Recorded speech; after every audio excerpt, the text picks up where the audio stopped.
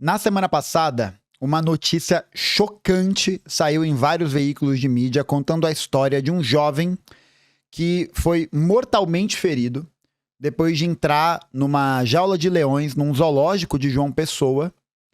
E isso gerou uma repercussão muito grande nas redes, porque, além da notícia mesmo ser muito impressionante, haviam imagens do momento em que isso aconteceu, porque isso foi feito num dia de visitação aberta do zoológico. E num primeiro momento, como sempre na internet, a galera começou a fazer piada, começou a mandar uns memes, começou a mandar, aqueles comentários de internet que a gente tá tão acostumado e tão assim, Nossa, que engraçado, Só que conforme mais informações sobre esse caso foram saindo, a história do Gerson, que é o nome do rapaz que faleceu diante desse processo, acabou gerando também uma comoção. E principalmente porque a história do Gerson e a vida dele, e como essa vida foi se desenrolando, é um reflexo, um retrato do abandono da população que tem algum tipo de sofrimento mental no Brasil. E diante disso, eu achei importante falar sobre esse tema, porque esse tema é um tema que, além de ter tido essa repercussão muito grande, é um tema da ordem do dia para a gente entender quais são as políticas de saúde mental que a gente tem hoje correndo no Brasil. Como que todas essas histórias, como a história do Gerson, na verdade, ela é a pontinha do iceberg de um grande processo geral e que eu acho que é muito importante da gente conhecer, da gente se informar sobre. Pra gente começar, pra dar um contexto aqui sobre o que aconteceu, o Gerson Melo de Machado era um jovem de 19 anos e ele era conhecido como Vaqueirinho pela região de onde ele morava. E desde muito cedo, ele foi diagnosticado com esquizofrenia e ele nunca recebeu nenhum tipo de suporte para lidar com essa condição, Nunca recebeu nenhum tipo de assistência plena, de assistência concreta para poder viver minimamente bem com a questão do seu sofrimento.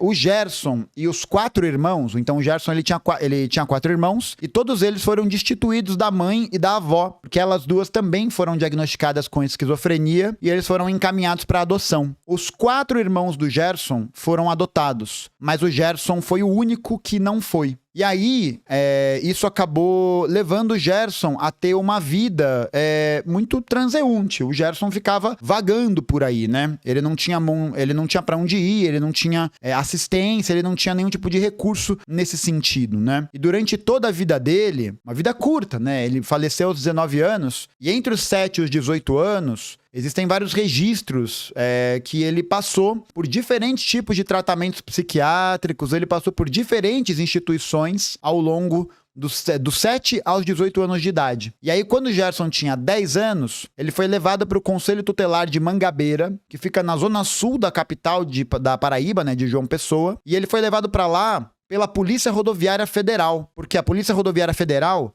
encontrou o Gerson vagando sozinho numa rodovia e que, segundo a conselheira tutelar dele, a Verônica Oliveira, ele estava procurando pela mãe, Então, um retrato de um abandono muito, muito sinistro, assim, uma coisa muito pesada. Segundo o diretor da penitenciária, desembargador Flósculo da Nóbrega, o diretor dessa penitenciária, o jovem passou lá por um período.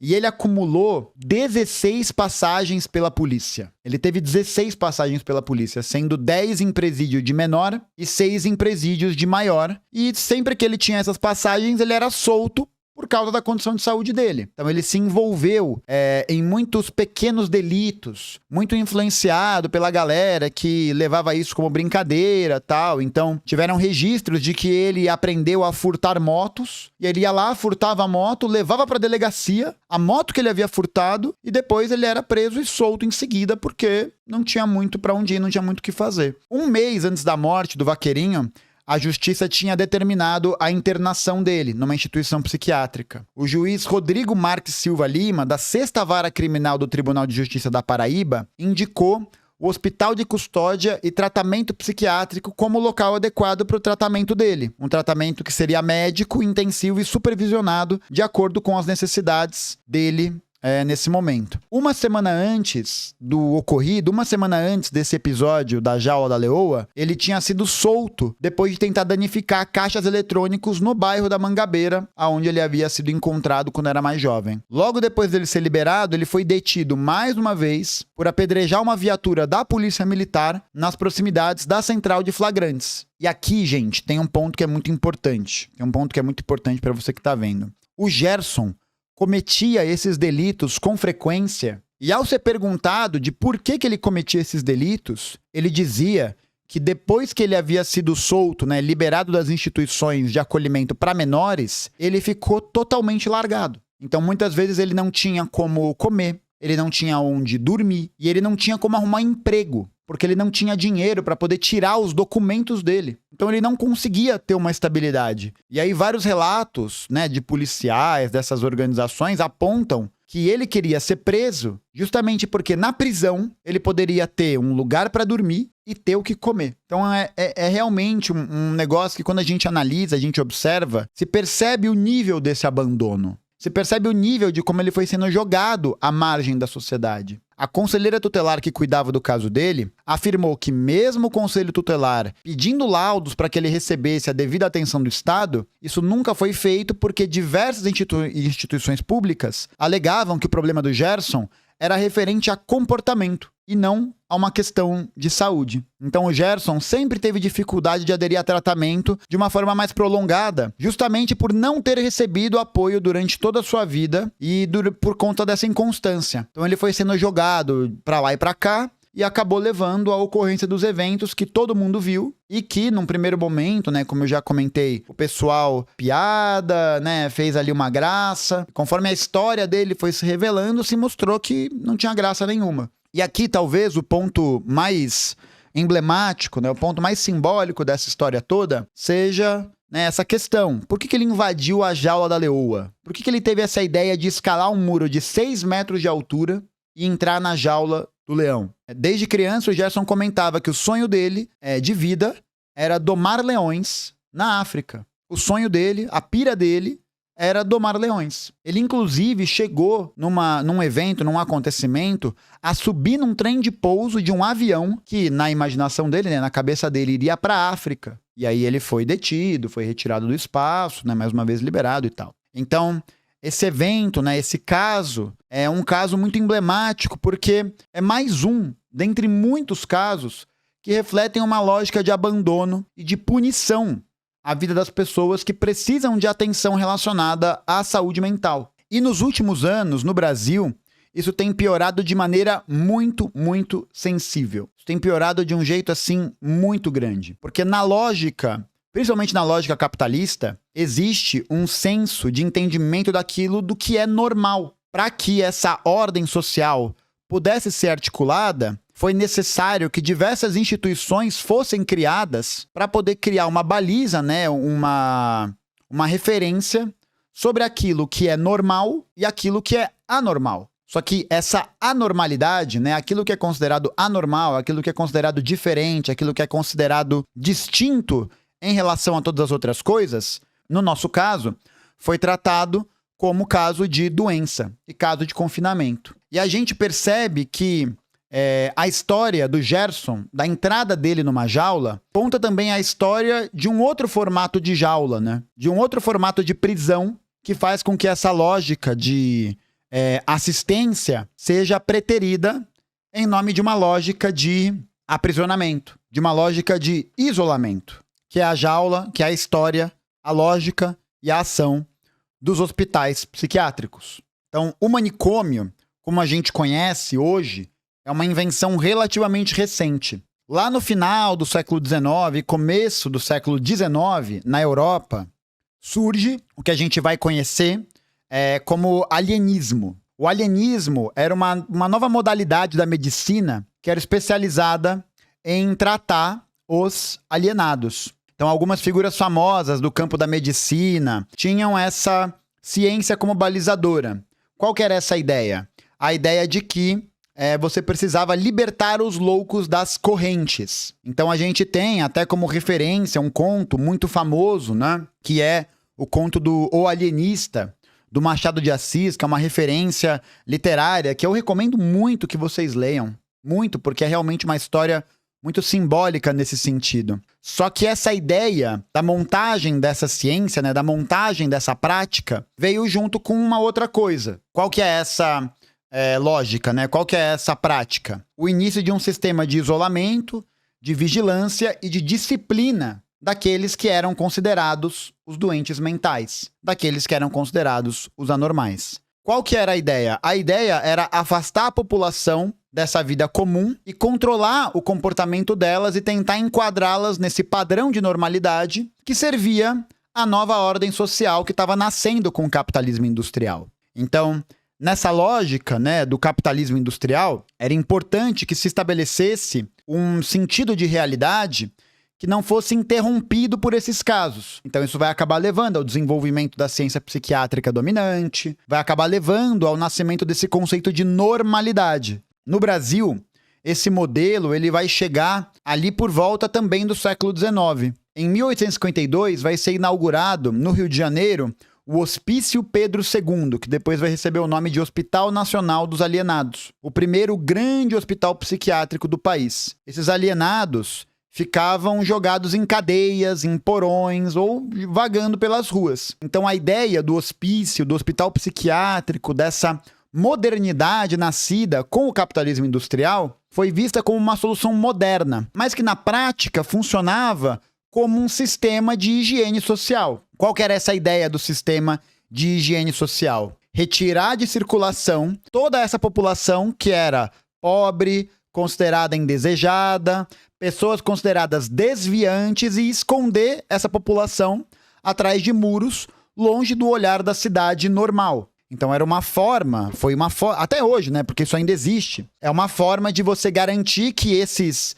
sujeitos, que essas pessoas fossem retiradas de vista e assim você produzisse um ideal social para que, né, o progresso, a ordem pudesse prevalecer. Então as alas que eram destinadas aos indigentes viviam superlotadas. E não é uma coincidência, né? A linha que separa a doença mental de pobreza, racismo e controle social era e continua sendo até hoje muito fina. Então, pessoas que eram consideradas incômodas para a ordem social vão incluir não só as pessoas em sofrimento psíquico. Então, não só as pessoas que têm esquizofrenia, não só as pessoas que têm algum tipo de desvio da norma, mas também pessoas que se encontravam numa situação de marginalização. Então, pessoas em situação de rua, prostitutas, mulheres que muitas vezes rompiam com a norma de obediência do casamento e outros grupos que eram jogados nessas células e nesses pátios para morrer abandonados e esquecidos pelo sistema. Nesse Hospital Nacional de Alienados, o Hospital do Rio, personagens importantes da nossa história, como Lima Barreto, que foi um escritor muito importante, e o João Cândido, que era líder da rebelião dos marinheiros do Rio de Janeiro, o líder da chamada Revolta da Chibata, foram internados nesses lugares por serem considerados perigosos para a sociedade de uma maneira geral.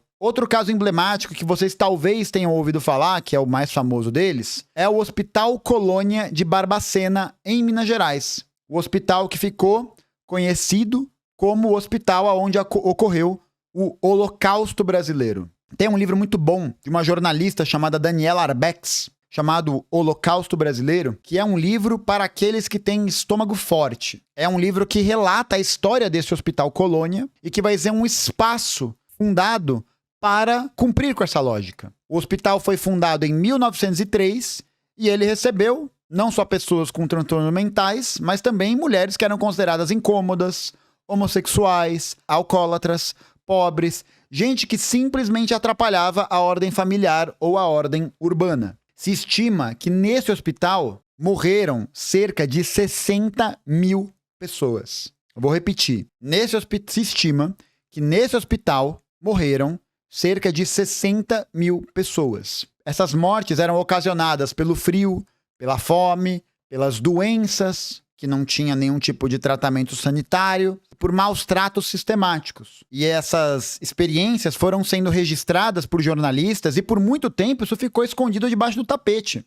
Justamente porque essa lógica do manicômio, a lógica do hospital psiquiátrico, foi algo que foi sendo ignorado e sendo colocado, escondido pelas autoridades, para não demonstrar o nível dos abusos que eram cometidos ali. Inclusive, foi registrado, durante os anos 70, tráfico de corpos que eram feitos nesse hospital, em que faculdades de medicina, universidades, espaços de estudo pegavam os corpos dessas pessoas em aulas de anatomia. Tudo isso, é claro, feito sem nenhum tipo de supervisão, feito sem nenhum tipo de autorização. Tudo feito na base do vamos fazer e esquece. Uma desumanização incrível, bizarra. Entre os anos de 1903 e 1994. 91 anos de funcionamento. Só que essa história mudou quando um psiquiatra italiano chamado Franco Basaglia visitou esse hospital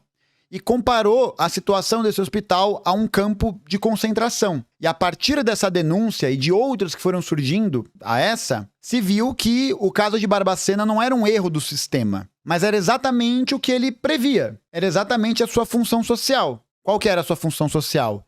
Eliminar, pelo isolamento, aqueles que não se encaixavam nesse padrão de normalidade. Em São Paulo tem um outro caso, que é o Hospital do Juqueri, que também é uma outra expressão dessa lógica. Também inaugurado no final, ali na virada do século XIX para o século XX, como uma grande colônia psiquiátrica e que virou, ao longo do tempo, um espaço de superlotação, maus tratos, tortura e até de lobotomia. Lobotomia, para quem não sabe, é um tipo de intervenção cirúrgica, uma operação que é realizada e era aplicada em sujeitos que eram considerados desviantes. Então, muitas mulheres, por exemplo, foram lobotomizadas por serem consideradas vaidosas demais, por falarem demais e se recusarem a obedecer às normas de casamento e às normas de gênero. Então, durante muito tempo, a medicina dominante aplicou essas operações e essas intervenções como uma forma de resolver o problema dos sujeitos desviantes. E isso, é claro,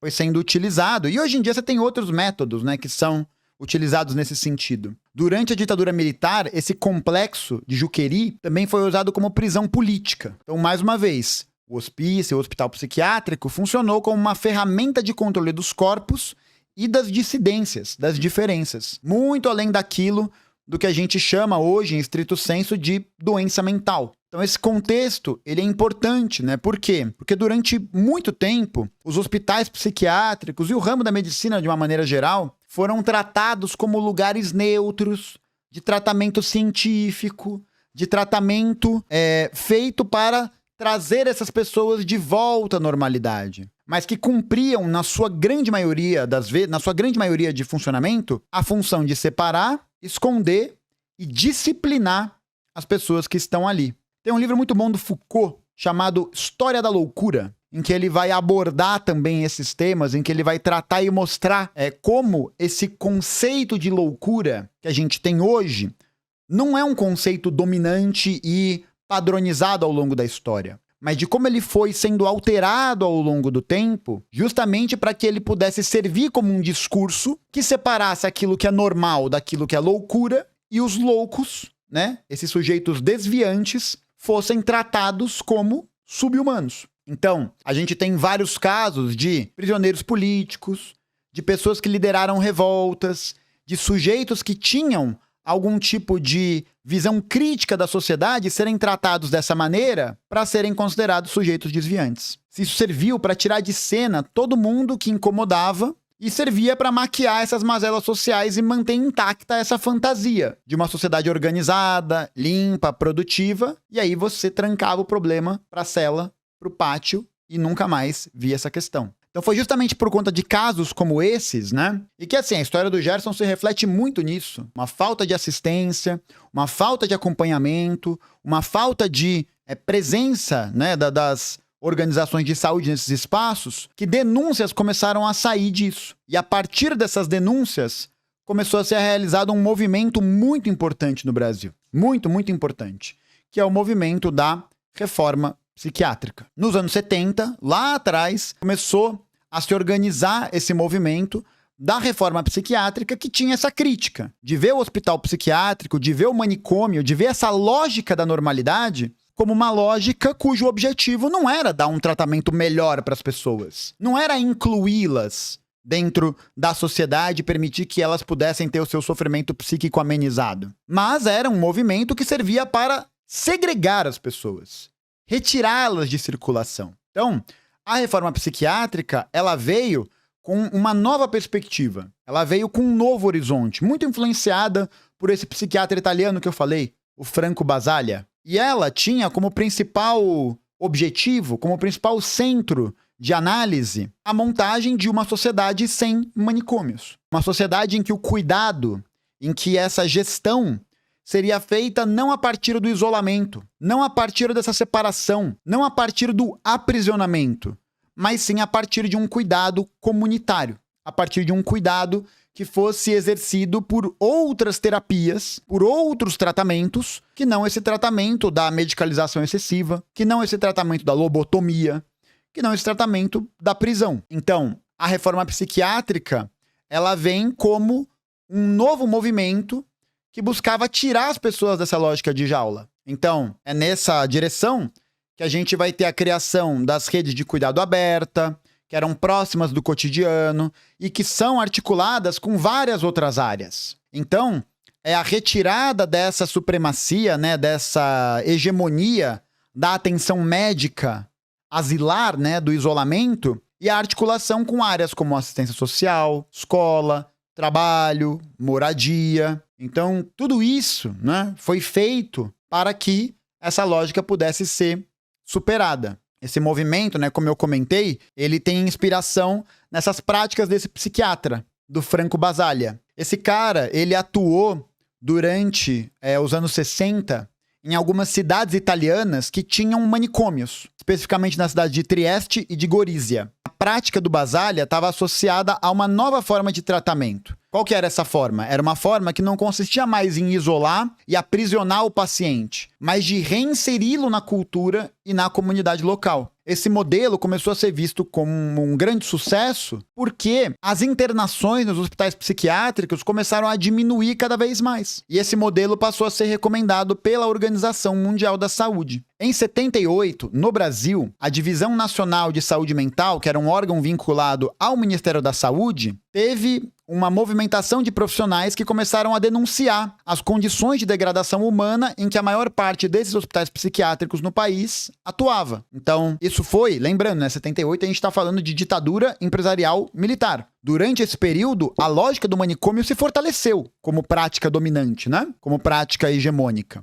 Por conta dessas denúncias, a maior parte desses denunciantes foi demitida dos seus cargos. Em 79, como resultado dessa movimentação, foi criado o Movimento dos Trabalhadores em Saúde Mental. Em 87, o Movimento Antimanicomial, o que deu continuidade a essa luta pela nova psiquiatria. Esse projeto de reforma psiquiátrica, então, já no processo de redemocratização, foi apresentada em 89 pelo deputado Paulo Delgado e que só depois de 12 anos, esse texto foi aprovado e sancionado pela Lei 10.216 de 2001, que ficou conhecida como Lei da Reforma Psiquiátrica, Lei Antimanicomial e Lei Paulo Delgado. Qual que é a base dessa lei, né? Da reforma psiquiátrica? Era visando substituir esse modelo. E como resultado disso, o Ministério da Saúde determinou, em 2002, a criação dos Centros de Atenção Psicossocial, que inclusive hoje, na rede social, tem um monte de gente fazendo piada, né? Ah, volta pro CAPS, vai pro CAPS, não sei o que e tal. E assim, né? Piadinha, no mínimo, sem graça. Os CAPS são um espaço muito importante nesse sentido. Muito, muito importante.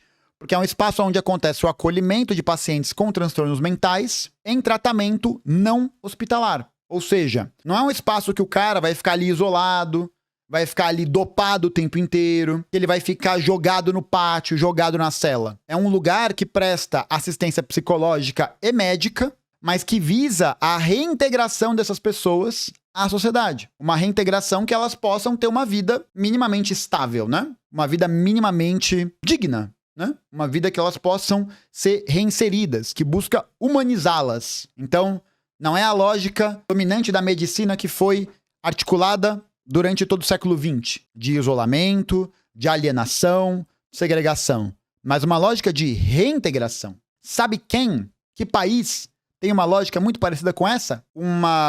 Quando eu fui para Cuba, em janeiro de 2023, a gente visitou um complexo hospitalar em Havana, E nesse complexo hospitalar existia uma ala psiquiátrica em que essa prática antimanicomial era a prática dominante, em que os pacientes falavam, conversavam, tinham atividades variadas, tinham passeios, então não era essa lógica dominante hoje do isolamento. O movimento antimanicomial, né, essa nova organização do espaço de atendimento, teve um outro avanço importante em 2011 com a criação da RAPS. O que é a RAPS? É a Rede de Assistência Psicossocial. E aí essa integração no atendimento a pessoas em sofrimento mental, mas também as pessoas que têm problemas com relação ao uso abusivo de álcool, drogas e outras substâncias. Inclusive, o vício de bet em apostas, né, de tigrinho e tal, foi incluído, ou estava para ser incluído, como tratamento psiquiátrico, como tratamento médico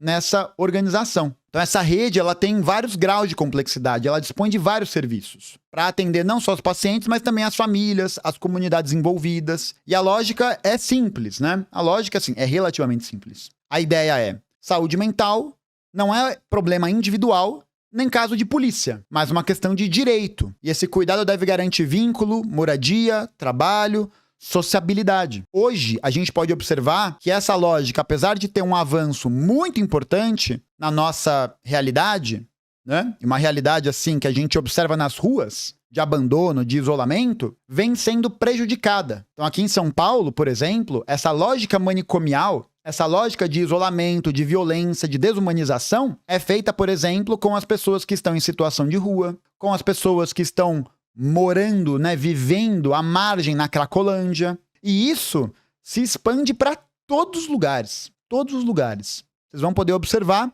que hoje as pessoas em tratamento ou as pessoas que têm alguma questão em relação a isso são tratadas como sujeitos marginais. Assim como é o caso do Gerson. Um cara que ficava indo para lá e para cá, que nunca recebeu a assistência correta, que nunca teve o espaço para poder viabilizar, né, para poder, enfim, ter uma situação minimamente digna. E aí o resultado foi esse. O resultado foi esse. Sem esse tratamento, sem esse acompanhamento, sem esse acolhimento, o caso dele apareceu, chocou o Brasil e levantou esse debate sobre o que a gente está fazendo com relação às pessoas que estão em sofrimento mental. E aí, por que essa dificuldade está acontecendo, né? Por que esses problemas estão acontecendo de maneira cada vez mais frequente? Justamente porque, desde a sua criação, o SUS vem sendo atacado de forma contínua. Então a gente fala muito, né, sobre a defesa do SUS, né? SUS gostoso demais, né? As camisetinhas, esse ambiente e tal. E o SUS, uma parada que eu acho que as pessoas não têm muita dimensão do que ele significa politicamente. Porque criar um sistema universal de saúde num país do tamanho do Brasil, com 8 milhões e meio de quilômetros quadrados e uma rede de atendimento enorme, é um negócio incrível. Incrível. E é por isso que, desde sempre, o SUS vem sendo atacado. Porque o mercado privado, porque as empresas privadas de saúde, de planos de saúde, de hospitais, etc., querem abocanhar essa fatia. Imagina você ter acesso ou você privatizar totalmente a estrutura de saúde no Brasil. É uma cartela de clientes que é gigantesca, enorme, e que até gringo pode vir para cá se tratar. Por isso que ele vem sendo atacado sistematicamente. Até a criação do SUS, quem não era trabalhador com carteira assinada, e era a grande maioria da população, não podia acessar o sistema de saúde público. Então a galera que era mais marginalizada, que tinha os empregos, os subempregos mais informais, sem registro de carteira, etc., dependiam da assistência de santas casas, de hospitais ligados à igreja, tudo isso que, enfim, era dependente da oferta desse serviço. E aonde que faz, né? E aí a gente volta, né? Quando a gente fala do SUS, a gente tem que defender o SUS. Mas a gente não pode defender o SUS de maneira abstrata. A defesa do SUS presume uma defesa não só dele enquanto negócio bonito, né? Parada legal, divertida, bacana. Mas a gente tem que defender o SUS a partir da lógica da ampliação do investimento público no SUS, quem atende a maior parte da população brasileira. Então, programas como teto de gastos, o arcabouço fiscal, privatizações, parceria público-privadas impedem justamente com que o SUS possa se expandir. Com cada vez menos recurso e com esses serviços sendo privatizados, Aqui em São Paulo, por exemplo, a rede municipal de saúde, a rede que atende, que faz as UBS, as Unidades Básicas de Saúde, tomada por ONGs. É tomada por organizações do terceiro setor. Ganham contratos e subsídios milionários e que não prestam conta sobre o atendimento. Você que é de São Paulo, tô falando da realidade de São Paulo porque é o que eu conheço, né? Você que é de São Paulo e já precisou passar numa UBS, sabe o quanto é lotado, o quanto não tem médico, o quanto às vezes não tem medicamento, quantas vezes o sistema integrado, né, de atendimento cai e você fica na fila esperando. Então falta estrutura, falta profissional, falta insumo básico. E aí, a grande maioria das pessoas que depende desse atendimento, pessoas da classe trabalhadora, ficam à mercê, não sabendo se vão conseguir ter um exame de ressonância magnética, ficando dependente cada vez mais pagamento para serviços privados, né? Os doutor consulta da vida, que também são lotados, mas que, para a pessoa ter um atendimento mais ágil, mais veloz, acaba precisando recorrer a isso. Então, ao invés de ter uma ressonância magnética de uma lesão, né, sei lá, a pessoa tá com um problema de ombro, um problema de escápula, sei lá. Ao invés dela conseguir ter acesso a esse exame rapidamente pelo SUS, ela vai pagar R$1.000 pro doutor consulta, porque ela vai ter o exame feito na hora que ela precisa, já que não é um caso urgente. Então, tem tudo isso que tá em jogo. E aí, em paralelo, o que acontece é que você tem um enfraquecimento do SUS, o avanço do capital privado sobre essa área, e no Brasil, a partir dos anos 80 e dos anos 90, você tem uma ampliação da lógica de encarceramento em massa. Você tem um aumento exponencial do número de prisões, que é mais um mecanismo, né, da estrutura de governo neoliberal para controlar essa população marginalizada que vai ficando sem emprego, que vai ficando sem oportunidade, que vai caindo na criminalidade. E tudo isso, né, que a gente sabe, guerra às drogas, criminalização da pobreza, militarização da vida. Então, é esse tratamento policial para os problemas sociais. Dentro da lógica neoliberal, essa lógica da transformação de direitos em mercadorias, em serviços, em só depende de você, não existe problema social. Não existe problema da ordem do Estado, um problema da ordem pública. O que existe é um sujeito, um indivíduo desajustado e que precisa ser controlado. Então a normalidade ela vai sendo definida pelo mercado. Então se você é produtivo, calado, está consumindo, está pagando conta, isso é ser normal, isso é ser funcional. Quem não consegue acompanhar esse ritmo, por N razões, acaba sendo submetido, punição, jaula ou remédio. É uma dessas. E um último ponto, né, nesse vídeo, que eu acho que é importante, que é entender. Bom, você falou, né, sobre essa questão do desmonte do SUS. É cada vez mais dinheiro, cada vez mais financiamento sendo jogado para iniciativas privadas ao invés de iniciativas públicas. Como que isso aparece no caso do Gerson? Como que, não no caso do Gerson especificamente, mas como o caso do Gerson traz à tona essa questão desse financiamento? Então, a questão da saúde mental envolvendo esse financiamento privado e essa destruição do sistema do SUS. Esse caso aparece com relação às comunidades terapêuticas. Uma coisa que a gente precisa falar sobre e que muitas vezes é colocada embaixo do tapete. Deixa eu só beber um cafezinho. Em vez de investir em CAPs, em equipes territoriais e políticas de renda e moradia, nessa lógica do capital privado, e aqui é importante, né?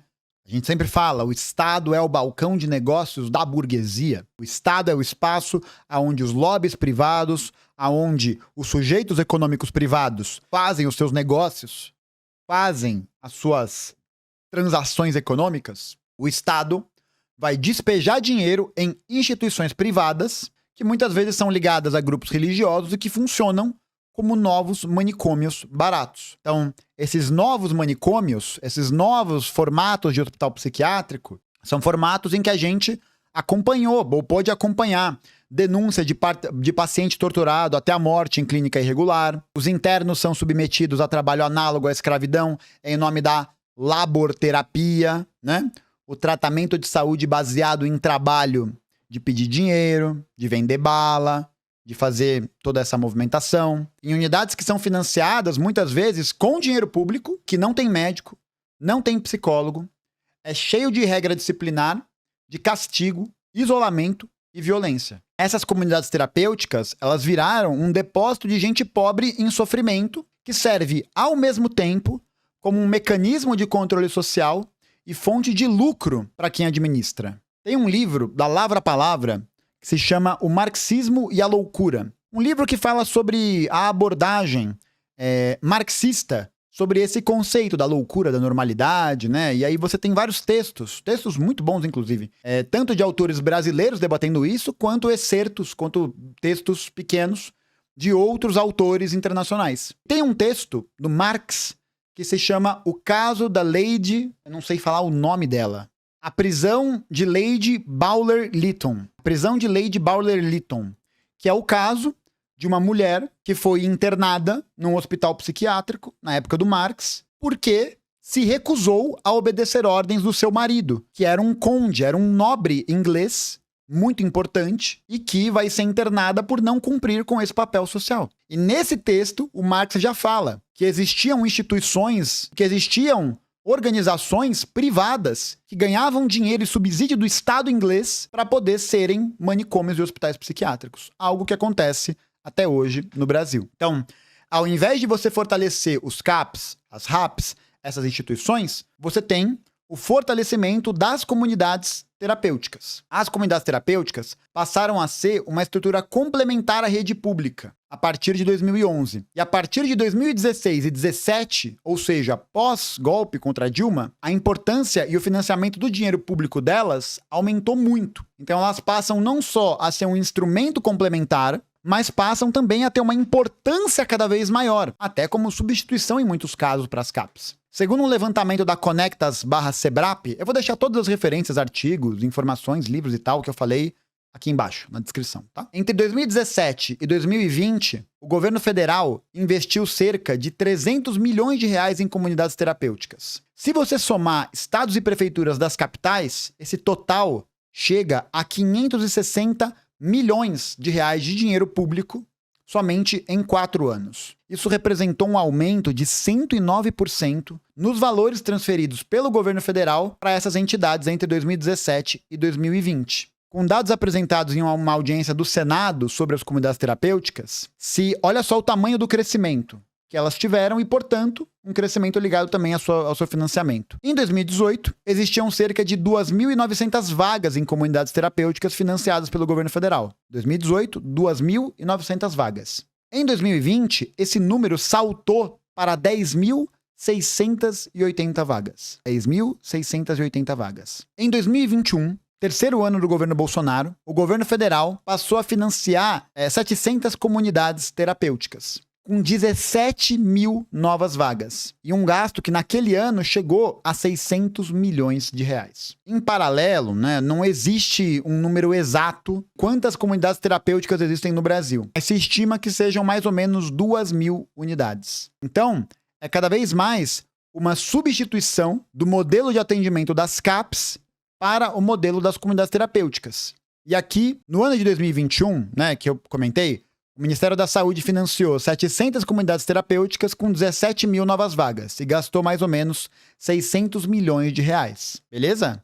600 milhões de reais. No mesmo ano, em 2021, o gasto anual, todos os centros de atenção psicossocial, com todas as CAPs, que são 2.742 unidades, foi de aproximadamente 1,23 bilhões de reais. Então você deve estar pensando, foi mais dinheiro para CAPs do que para a comunidade terapêutica. Mas quando você calcula proporcionalmente, você chega à conclusão: cada comunidade terapêutica recebeu por volta de 860 mil reais, enquanto que cada CAPS, que é o Centro Público de Atendimento, recebeu 440 mil reais. O CAPS AD, que é o CAPS para álcool e drogas, tiveram apenas 1/3 do orçamento destinado às comunidades terapêuticas. E o valor de custeio dos CAPS não tem reajuste desde 2011. Não tem reajuste desde 2011. E a inflação de 2011 para cá aumentou em 67%. O volume de investimento em organizações privadas que ganham dinheiro com a internação das pessoas aumentou muito, quase o dobro, em relação aos CAPs e a essas unidades públicas. A Inspeção Nacional em Comunidade Terapêutica de 2017 visitou 28 unidades em 12 estados e concluiu que em todas elas foram encontradas práticas que configuram violação de direitos humanos, isolamento forçado, restrição de liberdade, castigos, trabalho obrigatório e impedimento de contato com a família. Então, as comunidades terapêuticas, elas aplicam a lógica psiquiátrica, a lógica do hospital psiquiátrico, porque ao invés de ter essa estrutura de atendimento coletivo, essa estrutura de atendimento social, ela investe em controle moral, imposição de abstinência, disciplina comportamental, correção de desvios, tendo inclusive casos de conversão forçada dentro dessas estruturas. No governo Lula III, o cenário de financiamento das RAPs e das CAPs melhorou, mas a lógica das comunidades terapêuticas continua. O Ministério da Saúde anunciou, em 2023, um aumento de 414 milhões de reais por ano no custeio das RAPs, um crescimento de 27% no orçamento da rede. Só que, ao mesmo tempo, ainda existe o financiamento da comunidade terapêutica. Esse esquema ele não foi desmontado. Pelo contrário, existe indicação de manutenção e até ampliação das comunidades terapêuticas como parte da política para álcool e drogas, o que atualiza uma linha de tratamento de saúde herdada do bolsonarismo. O Fernando Haddad, inclusive, já chegou a defender comunidade terapêutica, dizendo que, se funciona, não tem por que tirar, né? Entre o governo Temer e o governo Bolsonaro, o governo federal aumentou em mais de 100% o dinheiro para as comunidades terapêuticas, gastando cerca de 600 milhões de reais por ano, enquanto os CAPs tiveram seu custeio congelado desde 2021. Em julho, e aí algumas notícias, né? Porque, enfim, esses casos, né, de abusos, de crimes cometidos por essas unidades aparecem sempre com alguma frequência. Em julho de 24, uma clínica em Cotia foi interditada depois que veio a público o vídeo de um paciente amarrado numa cadeira, espancado e torturado por um funcionário. O paciente, que se chamava Jarmo Celestino, morreu depois das agressões. A prefeitura da cidade constatou que não havia autorização para funcionar e encontrou sinais de maus tratos em outros internos. Em 2025, a Justiça do Trabalho condenou uma comunidade terapêutica em Juiz de Fora por submeter dependentes químicos a condições análogas à escravidão. Os acolhidos eram obrigados a trabalhar em obras de construção civil, sem salário, com essa justificativa da laborterapia, e a decisão reconheceu a relação de emprego e caracterizou esse esquema da comunidade terapêutica como trabalho escravo, explorando justamente a vulnerabilidade dessas pessoas internadas.